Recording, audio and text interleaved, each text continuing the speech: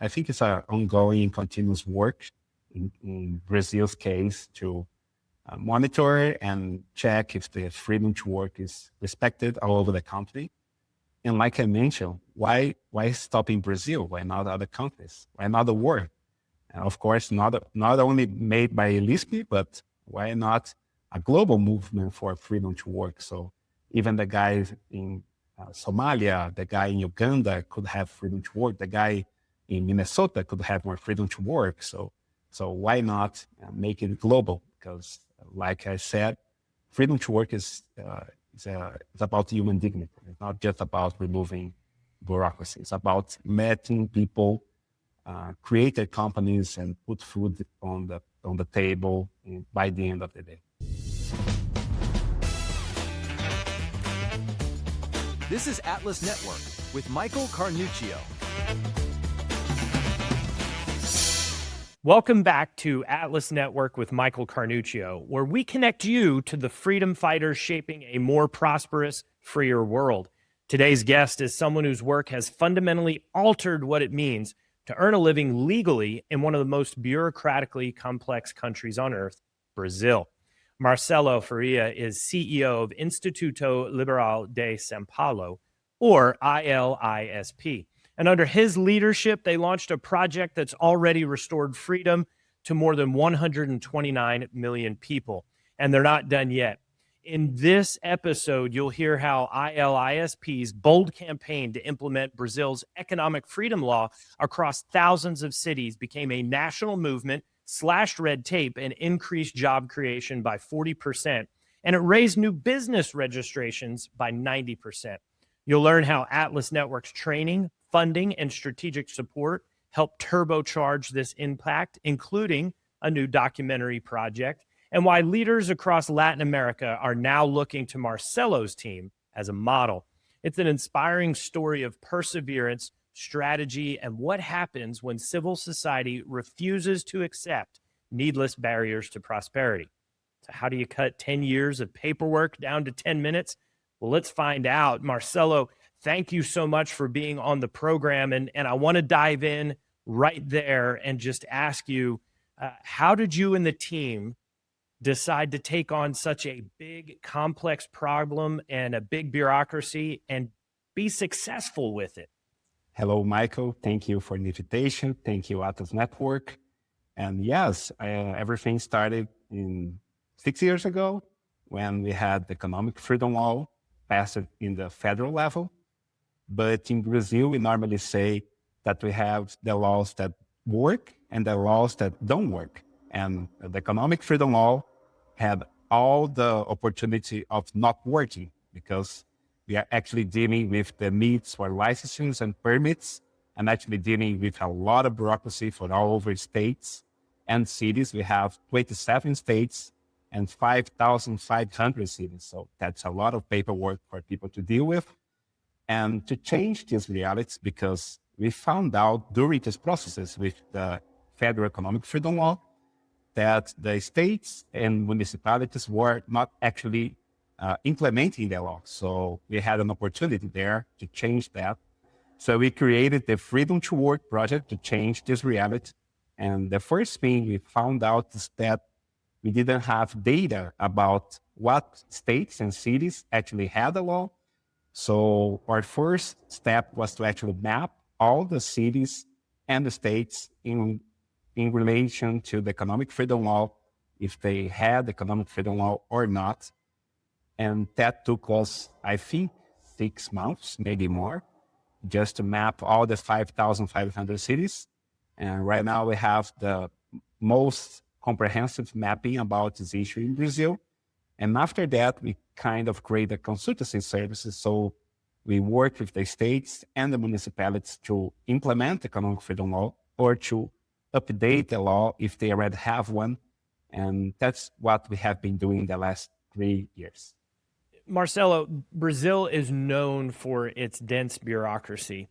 Can you help for our listeners that may be unfamiliar with what it's like to try to be an entrepreneur or have a business or even do things in your private life, just what it is like to try to exist in Brazil today?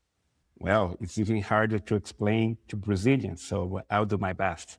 Uh, I'll start with a story that's one sad story that actually inspired the project. It was entrepreneur called João. He had a small cheese making factory in Dealina. It's a small city of Goiás state.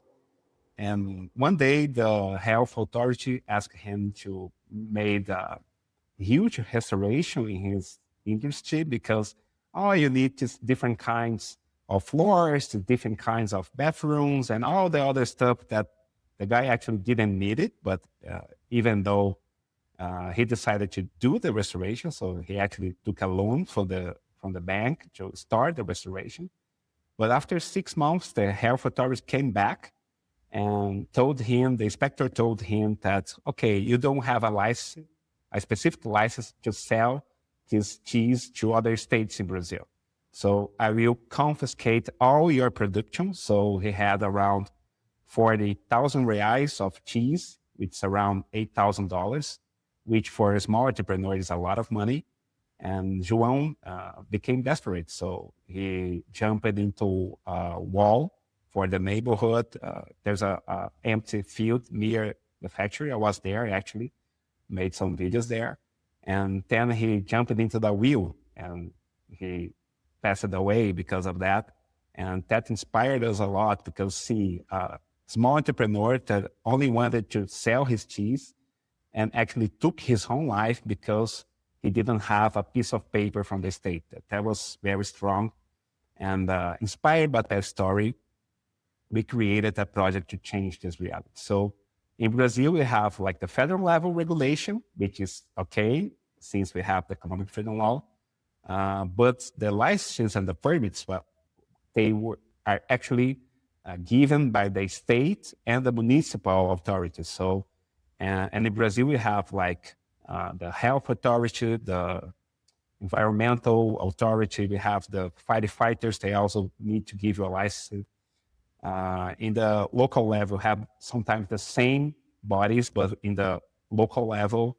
And we also have like construction secretary, the financial secretary. So we have a kind of sometimes even more than 10 different governmental bodies that need to give you a license so you can operate legally.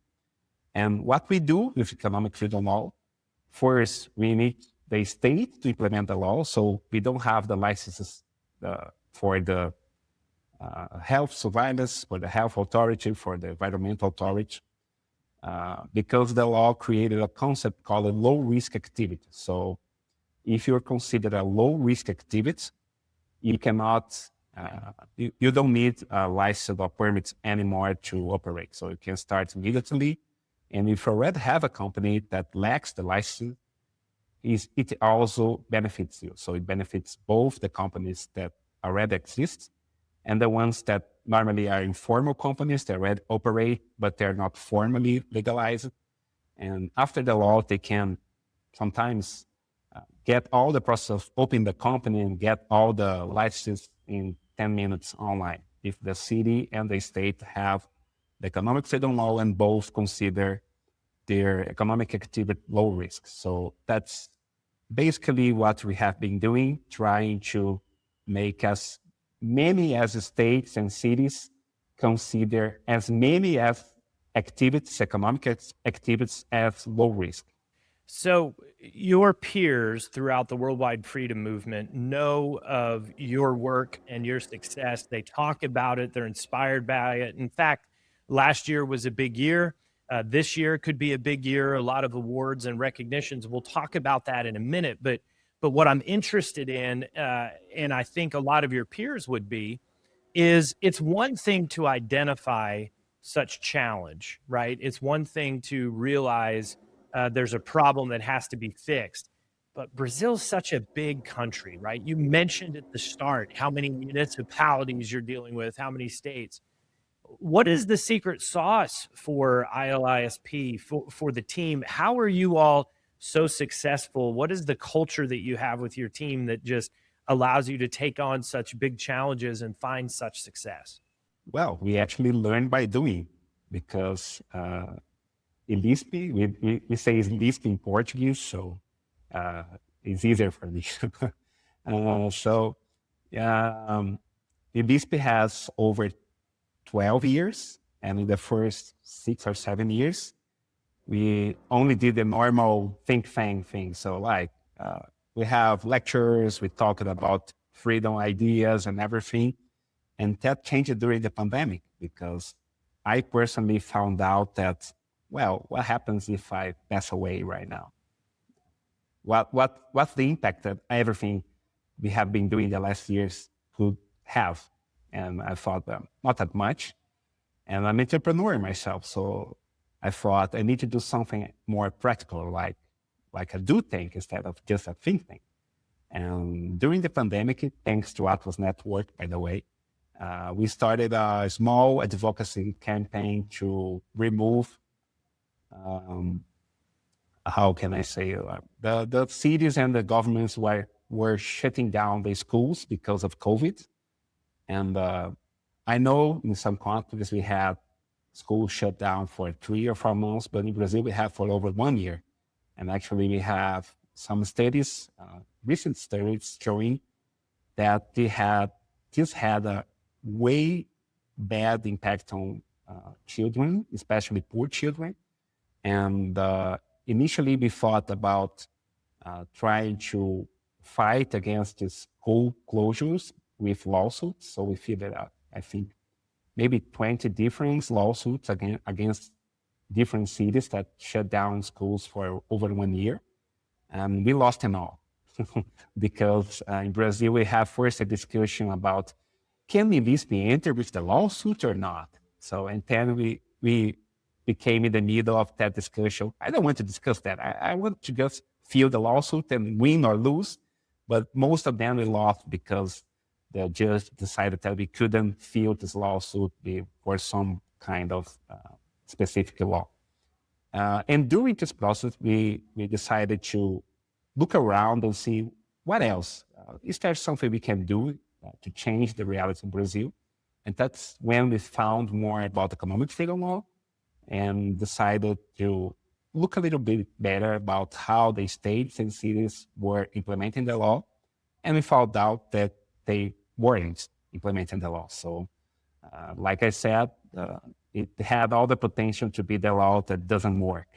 And so that's when we started this advocacy program, this advocacy project of implementing the economic freedom law in the cities and the states. So we learned by doing, and of course we did have some mistakes. Like we thought that would be, for example, I think in the first year, we thought that it will be more a technical discussion to discuss with the bureaucrats about, the economic activities here, you don't need to consider them high risk. They're just about like the shoemaker or the hairdresser. They don't have a real impact on health or environmental. And we found out that actually wasn't technical discussions. It was and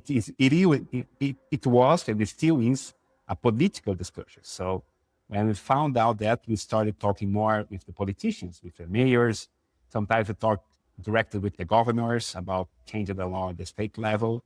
And that worked really, really great because, like Friedman said, politicians are interested in having more votes.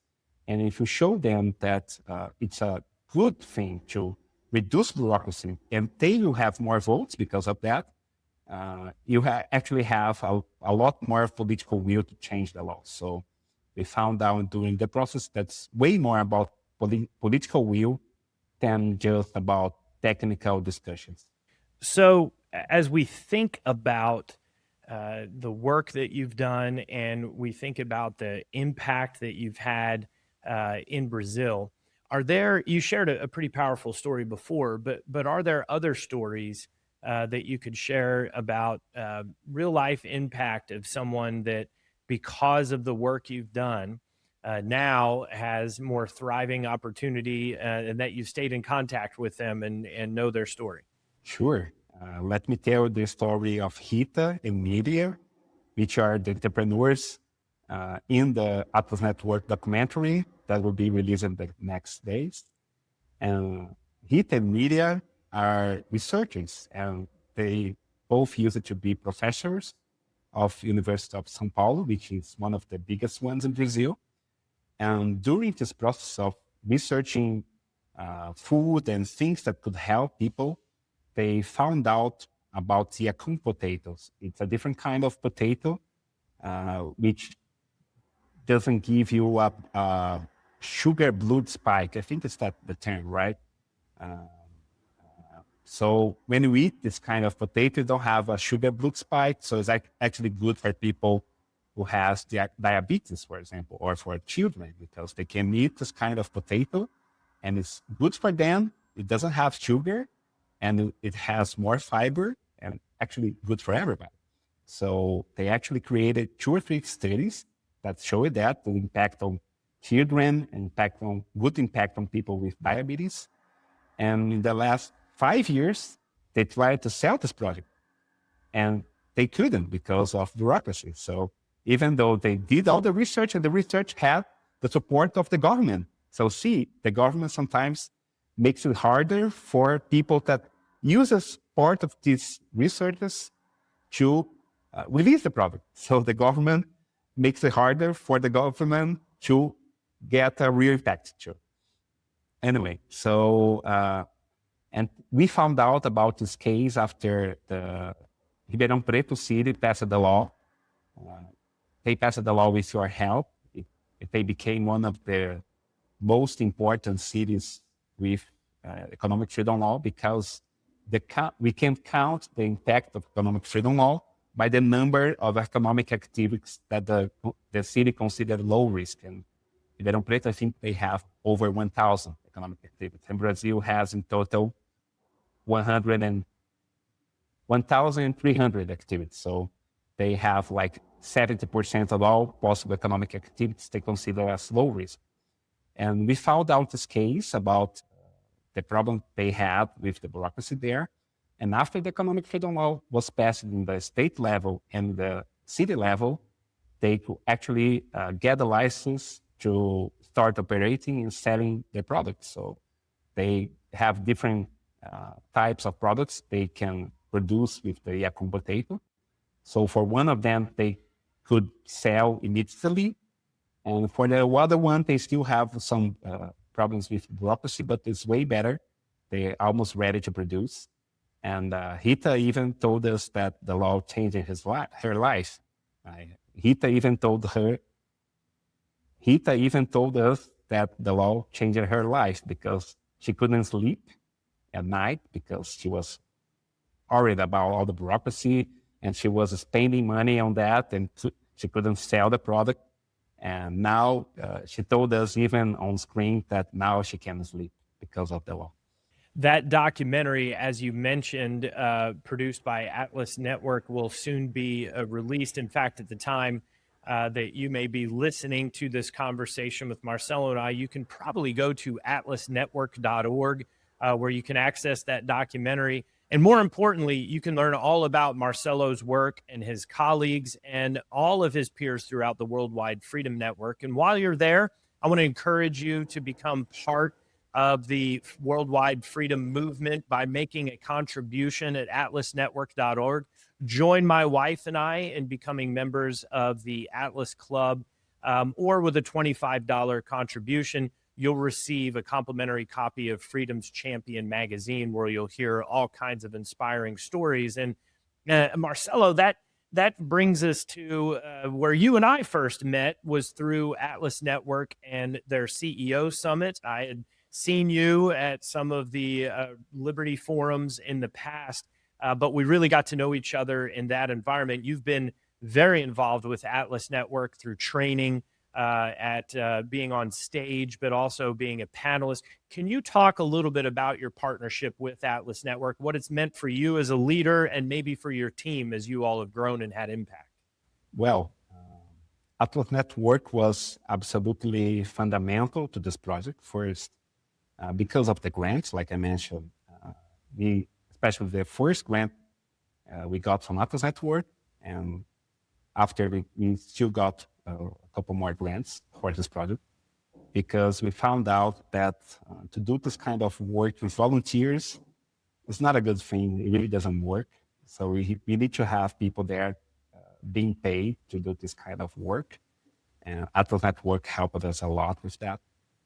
Second, of course, we have the issue about credibility, because I'm in Brazil. So if I talk with somebody in the US about something I'm doing here, without Atlas Network in the middle, people could say, okay, but I don't know you, guy. Who are you? So, and thanks to Atlas Network, we won some awards, like we won the Latin American Freedom Award in 2023. We were one of the finalists of the Templeton Freedom Award that year.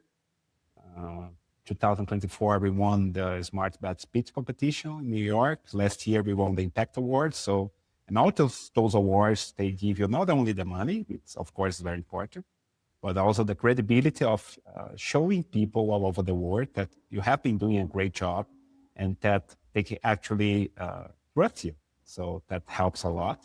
And of course, the training. So I make all my team, even when we hire new people, the first things they need to do is to enter the Atlas Network Academy and start doing the trainings there. So all my team probably did all the trainings there, the possible ones for them, like marketing, for the marketing guys, something like that. And of course, we have the major ones, like the Executive Accelerator was very important, like spending 1 week near DC learning about processes and fundraising and having ideas for other people all over the world. It's a great training. I really recommend everybody to be part of it. And the mentorship was amazing. My pair was Andy from IEA. So I had the opportunity to go there and stay there for 3 days, learning more about IEA's work. It was actually an honor to be there. And I learned a lot. I have a spreadsheet here with over 100 ideas that I got there. Of course, I didn't have all the time to implement it all, but some of them they're still implementing, and most of them will be implemented in a couple of years. And of course the event. So we have the Latin American one in the next weeks, and of course we have the major one in New York. And they're really good to exchange ideas with other people from the network, see the problems they have been doing, they have been working there and how to fix. We already talked with people from Colombia and Peru to kind of adapt this idea of the economic freedom law to their realities. We would be way open to do the same to other countries if people are interested. I think it's a concept, it can be adapted to other countries without any problems with that. It will be very easy, just a matter of law adaptation. And that's it. Actually, Atlas Network helped us a lot. And of course, the documentary now. So when it will be on YouTube, I don't know when now, but when it's live on YouTube, it will help us a lot for sure. We'll use it to as marketing materials to send to other people to see. There's a documentary now about this project in Brazil, and maybe not. It will help us increase even more the project because we have more goals to reach. Well, I know the heart of Atlas Network is to help you and your colleagues and all your peers throughout the worldwide freedom movement. But in particular, this project is really designed to tell your story and to help others throughout the world see what's happening and the successes, what you all are able to do there in Brazil. And it's kind of on that end that I wonder if you would have a comment. We've learned that many in the audience of this podcast are philanthropists, they're donors, they're supporters of Atlas Network, but also of organizations and the worldwide freedom movement. And so if you have an opportunity, we were just talking about all the impact and everything that's happening and what you are all doing. But if you had an opportunity to address one of the donors to the movement that says, I wonder if it's such a small amount in a big bucket of what's happening in the world, and there's so many challenges. Can I really make a difference? Does my money really matter in helping? What would you say to that donor who asks those questions? That's a great question. First thing I can say is that we we're not actually talking about just removing the need for licenses or even reducing corruption, which is very important. But we are actually talking about people have the dignity to have the freedom to work, to get food, to put food on the family's table. Like I mentioned, we have cases, and I know some cases all over the world too, of entrepreneurs that killing themselves because they didn't have a license. So we're actually talking about reducing poverty, because if a small entrepreneur has the opportunity to work without the need of bureaucracy, and like the studies that we did show, they normally create more jobs, create more opportunities. They create their own job because, of course, they will be working in the company, and they create more jobs for other people. And that's the real social problem, like to have the freedom to work and to create more jobs, to generate more revenue without the need of depending on the government for that. So we're actually talking about human dignity, to have the dignity to put food on people's tables.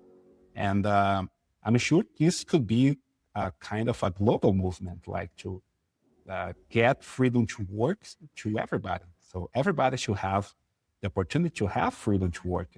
Brazil now, I think, is the one with the less bureaucracy in Latin America, according to the index of bureaucracy from the Florida University. But what about the other states? We have friends in all over the countries, and we have friends in Africa. Africa also needs freedom to work. Asia also needs freedom to work. Even America needs more freedom to work, depending on the state, for sure. So why not making it global? So I think everybody needs freedom to work. It's actually one of the most fundamental human rights. Amen. I co-sign that statement, my friend. But let me ask about freedom to work in particular. We've talked kind of the global impact and conversation, but going forward, there's a local impact. You're published the state level rankings and are publishing municipal rankings, right? You're going to rank all the cities in freedom to work. So within Brazil, why is that important? How are those rankings really going to drive reform? What's the strategy there? Last October, we launched the Freedom to Work ranking, comparing the states, because like I mentioned, there's the reform at the state level, in the city level, and it actually helped to improve the economic freedom law in 2 or 3 states, because there's more competition. So actually politicians are also competing against each other. So it's hard for them to say, here I'm in a state that has a lot of money. There's like a good agricultural state with a lot of money, but here people don't have freedom to work properly. And people can see that other states, they do have way more freedom to work. So it makes it easier for us to talk with the states and say, see, there's here in the ranking, you one of the worst ones. What about changing that? And then we have, it's easier to start a conversation about changing the economic freedom law, or even implementing the economic freedom law. Like I mentioned, we have 7 or 8 states that even after 6 years of the law, the federal level, they still didn't implement the economic freedom law. So there's ongoing work to make that come true. And after we change for not just arranging for the states, but also for the capital cities. Because like I mentioned, Brazil has 5,500 cities, so it's a little bit hard to do a ranking with all the cities for now, but we'll get there. And but for the capital cities, we'll launch the ranking for them in 2 or 3 weeks. And we still actually already had some feedback about that, of cities that we approached saying that we are going to release a ranking. And they told us, no, wait, I will update my economic freedom law. Can you wait a little bit so I can update my law and can be better in your ranking? So this is happening right now. So we're actually about creating competition, because like I mentioned, it's more about political will than just a technical discussion. And if the politicians are interested in seeing that they can get more votes by implementing the economic freedom law, or making it better, creating more economic activities exempt from licenses, they will do it. So that's our work right now, to make come true that we have the best ones on media saying, okay, those are the best ones, with the ones with the most economic freedom, the ones with the most freedom to work, and also show the worst ones so we can have some political pressure to change the law in these states and soon in the capital cities. You have indicated before, when I've heard you speak publicly in front of large audiences, about the work that you're doing, freedom to work, all the policy reform that comes with that. You've mentioned, as you've eclipsed now, I believe 129, almost 130 million people for impact in Brazil, that your goal is 150 million or more. What does it take to reach that next plateau or that next target as you set these goals? What do you see as a leader as kind of that next frontier? Yeah, we'll try to work with the political will again. This year in Brazil, we'll have national elections and state level elections. So for the governors, it's really bad to see that your state is one of the worst in freedom to work. So we already been talking with some states that doesn't have the law to change that. And of course, to continue the work we have been doing. So we have a team calling to the cities every day and having meetings with the cities. I have my team having meetings with cities right now, for example. So to talk about the current situation, about economic freedom law in the cities and how they can improve it. We dealt with some cities that didn't know that the law existed. So the law has 6 years, and the cities told us, no, I didn't know about that. Is there economic freedom law? So yeah, we have a team, a full team working on that right now. And of course, it's more about, sometimes it's technical too. So we have some comparisons, because sometimes we talk with the governor or with the mayor, for example, and the guy says, okay, I'm full in favor of that, but now talk with my technician here so we can define the list of activities that we will consider low risk. So then we created some comparisons for that. So because it's really hard to talk, for example, with the health agency, and they will tell you, but you're not a health agency inspector. You don't have a background in health, in health surveillance or something like that. So how can you tell me what are the economic activities that I should consider low risk? And what we created, it's a full spreadsheet with a comparison between the states. So now I don't need to enter the technicality of the health agency, of the environmental agency. I can just say, see the other environmental agencies in the other states, all those ones considered this amount of activities as low risk. So you can do the same too. And that makes it easier to convince the technician there that, okay, so I just lost an argument here. So I need to create a new one about why I don't want to do that. And these have been working really good, those kind of comparisons. So we have one full spreadsheet of comparison for the state level and another one for the main cities. And it helps a lot. So it helps to reduce the barriers and the barriers that normally bureaucrats tell you about. I don't want to do that, because sometimes it's not just about corruption or they don't want to implement the law. Sometimes it's because they don't like to change things. Because when you implement the law, you have to change the system. So now you don't need to put the stamps on every paper saying if the company can open or not. It becomes fully online. You don't need to even look at the company to see if they can open or not. We had a case in a city in Minas Gerais, because this processes of open a company, they have one of the parts of the process is called it a viability analysis. And it's just to look in the city map to see if that kind of company can open in that address. For example, I don't know, I cannot open an industry in a residential zone. So it's about zoning. But the bureaucrats there thought that this viability analysis was about the company. So they were asking a business plan for the company to analyze if they are viable or not.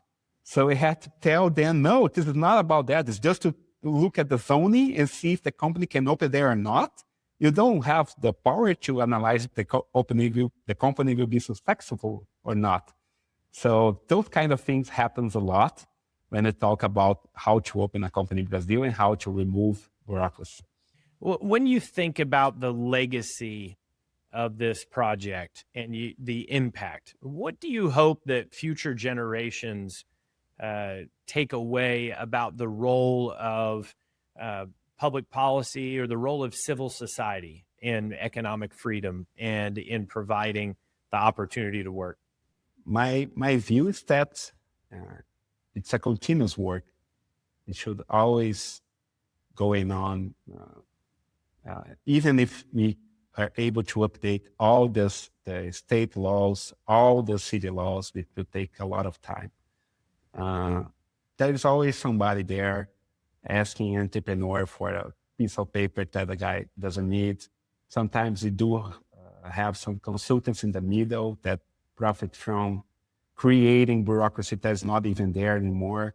So I think it's an ongoing, continuous work in Brazil's case to monitor and check if the freedom to work is respected all over the country. And like I mentioned, why stop in Brazil? Why not other countries? Why not the world? And of course, not only made by ILISP, but why not a global movement for freedom to work? So even the guys in Somalia, the guy in Uganda could have freedom to work. The guy in Minnesota could have more freedom to work. So why not make it global? Because like I said, freedom to work is about human dignity. It's not just about removing bureaucracy. It's about letting people create their companies and put food on the table by the end of the day. You're highlighting an important focus. It's a comment that my friend Dr. Ed Fulner taught me years ago. He would always say there's no permanent victories, but no permanent defeats, and that there's continuous work to be done. I appreciate your thought process on that. And that kind of takes us to a conversation. I'd like to dive in a little bit about leadership, but about you in particular. Talk to me about your drive. Why is it that you're in this work? And with such a big task at hand, everyone who meets you is captivated by your enthusiasm, your encouragement, your willingness to take on the big task. Why is that? What is it that drives Marcelo? There's a story there too. So I used to be just entrepreneur, not a normal entrepreneur, not in the nonprofit sector. And I used it to work for the government, like 15 years ago. I used it to work for the government. And I had this kind of decision to make, like I say the matrix decision, the red pill or the blue pill. And the decision was to pay a bribe to keep a contract or to lose a contract and bankrupt my company. And of course, I choose it to do not pay the bribe, and my company just went down. And a couple of years later, I was still kind of working as a freelancer, and I was living in Fortaleza. It's a city 3,000 kilometers away from São Paulo, where I am right now. And that night, a couple of years ago, my grandfather passed away here, and I didn't have the money to get a last minute flight to come to São Paulo and go to the funeral. So I couldn't come here. And that night I made 3 promises. I can tell you one. That was kind of create something to honor my grandfather, who was an entrepreneur himself. He used it to sell cheese on the street. So here's the cheese again, the story. And the next month I came back to São Paulo because I finally got paid for the project I was doing there, and I created ILISP. And so it always started that way. and took us 6 or 7 years to find out that we could be more a do tank instead of just a think tank. And now we are more about actually creating practical projects that can change people's lives faster. So right now we have the freedom to work, which is still the major one, but we have also a project about giving zip codes and address to people living in favelas in Brazil, extremely poor people. And this is a project that I have been growing to. So see, I have an issue and I want to create the project to fix that issue. And I don't want to live with this issue forever. I want to fix it and find the next one to fix.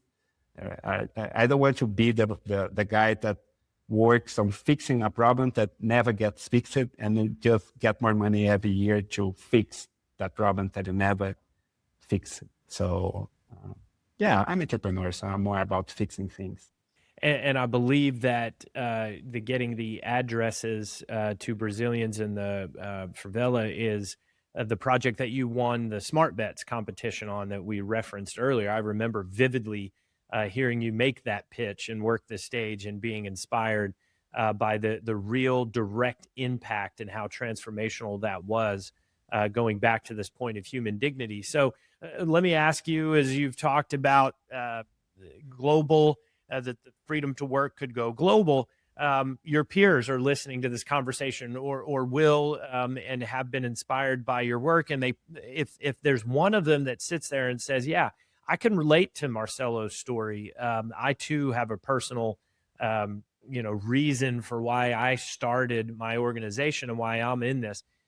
How do you turn that drive and that vision into a culture that recruits other people, talent, to work with you? I mean, you've got a great staff that you've built. So what is it about your organization that has such good talent coming and being part of your team?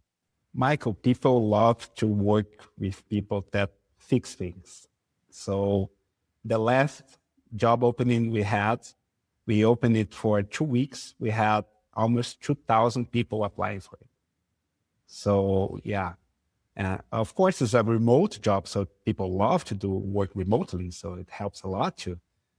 You don't need to be like in São Paulo to work, but people love to work and to see that we're actually changing something, to actually have a benefit on people's lives. I'm fully favor like a research. We just created a research department in ILISP. So the last job opening was for a research responsible. So we are creating research. We'll do more research, but to actually have a direct impact on people's lives brings more people interested in doing the same, in actually fixing things. And for example, for the zip codes ones, we had to have a contact in Argentina that wants to do the same there. Actually, a contact that I met in the last Atlas Network event in New York. So see, the events helped a lot. And we actually kind of modified a project that started in India, because India and Brazil, of course, we are different in some ways, but we do have the same kind of issues, especially for poor people. So the first project about the zip codes one was in India, and we kind of copied that, modified it for the Brazilian context, and now we are doing here. So it's more about showing that you have impact on people's lives, and we want to create more projects like that this year. So we already have 3 or 4 that we're thinking about, and to make people's lives better. I love this. That's what a perfect description and visualization of Atlas Network, where you have an entrepreneur and a leader in Brazil with another in India that are together in New York City having a conversation. And I mean, this is why I fell in love with the Worldwide Freedom Movement as well, and attend every Atlas Network event that I can. And folks, I want to invite you and encourage you as well to go to atlasnetwork.org, click the events tab, and you'll be able to see for this year and next all of the events, and where you can join Marcelo and I in Lima, Peru in February of 2026. or you can join us in New York City in November for the Liberty Forum and annual Freedom Dinner, which is a can't miss event. Marcelo, we've come to the portion of the program that I love to always dive in with my guests and talk about their community, right? Talk about what life is like for them. So picture, if you could, with me, that you and I are having this conversation. We're sitting right there in your office.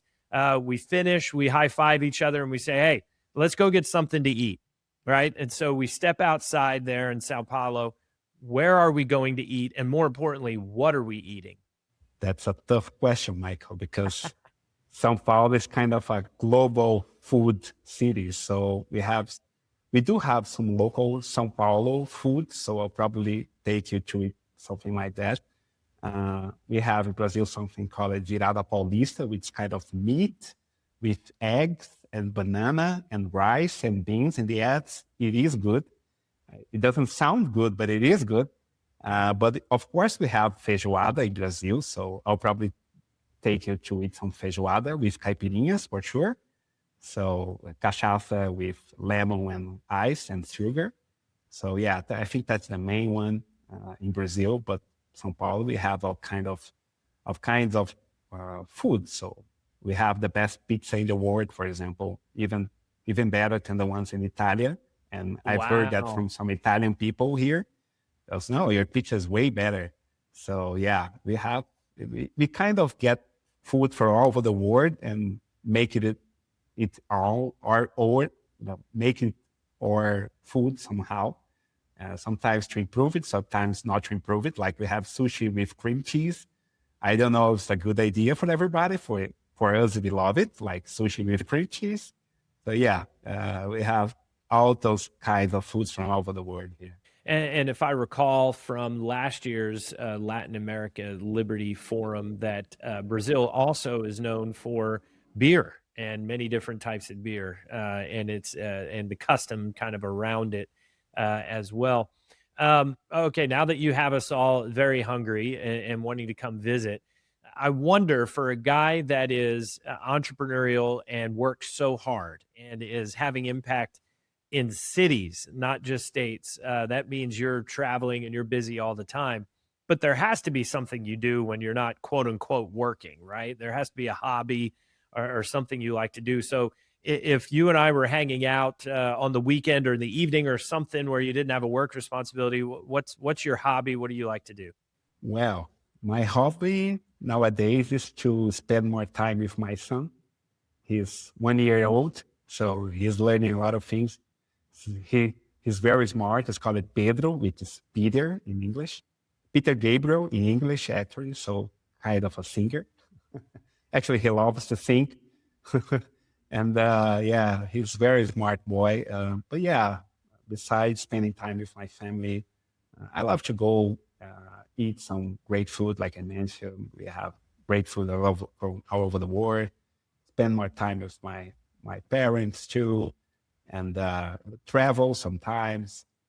Yeah, I'm more quiet guy nowadays. More about family and food and good conversation. So, two last questions for you. One of them being, I asked you before if you had an opportunity to meet with someone or talk to a donor to the Worldwide Freedom Movement. Now I want to talk to you about another entrepreneur that maybe is out there anywhere in the globe, but they're thinking of becoming involved in the Worldwide Freedom Movement, maybe starting their own think tank or do tank, as you said earlier, or joining a team.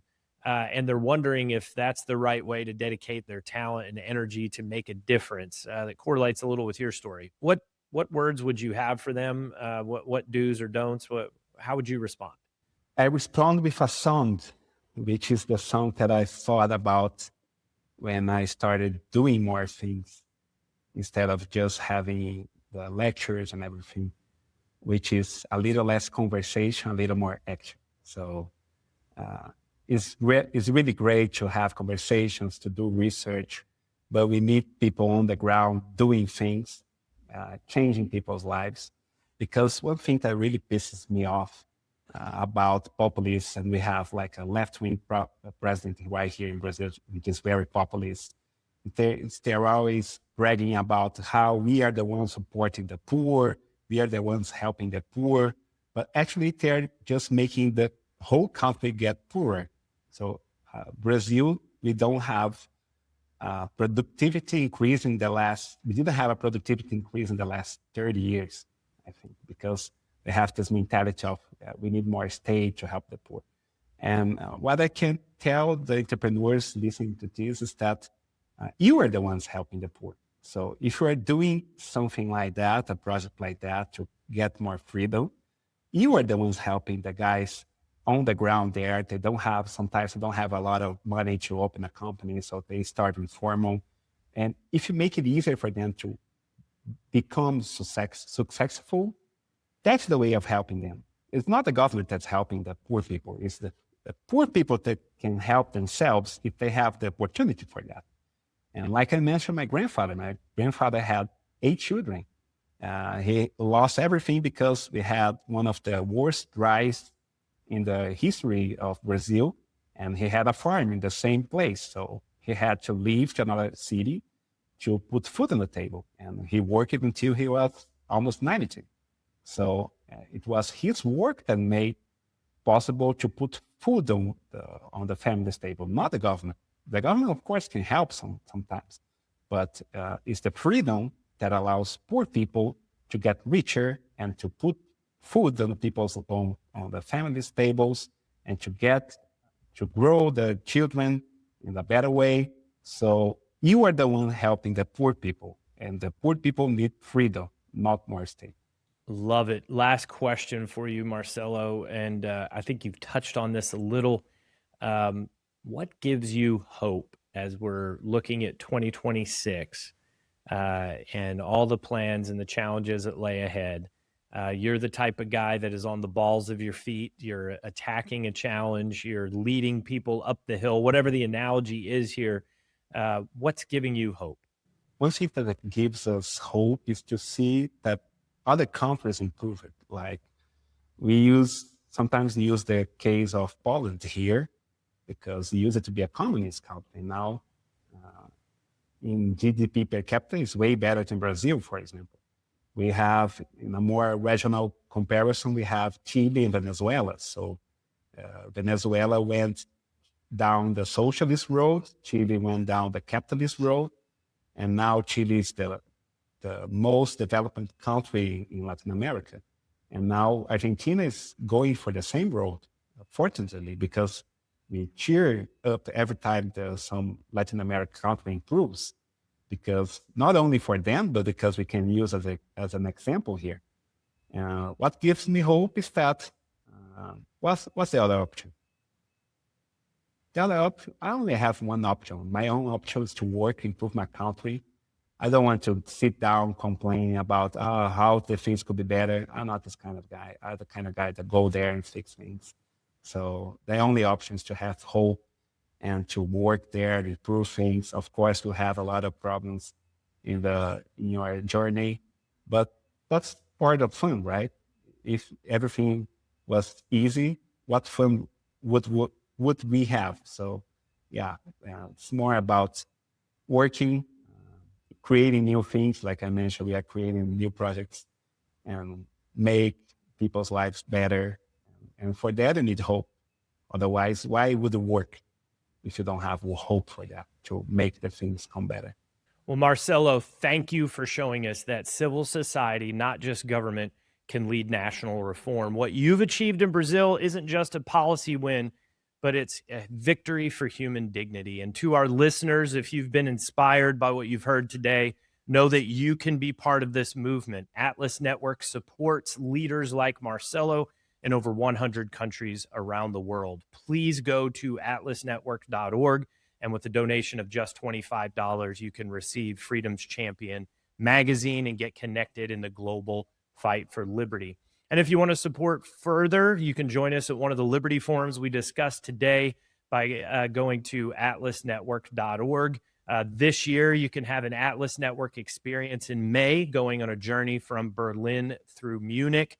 And until next time, I'm your host, Michael Carnuccio, and let's keep building a world where everyone has the freedom to work.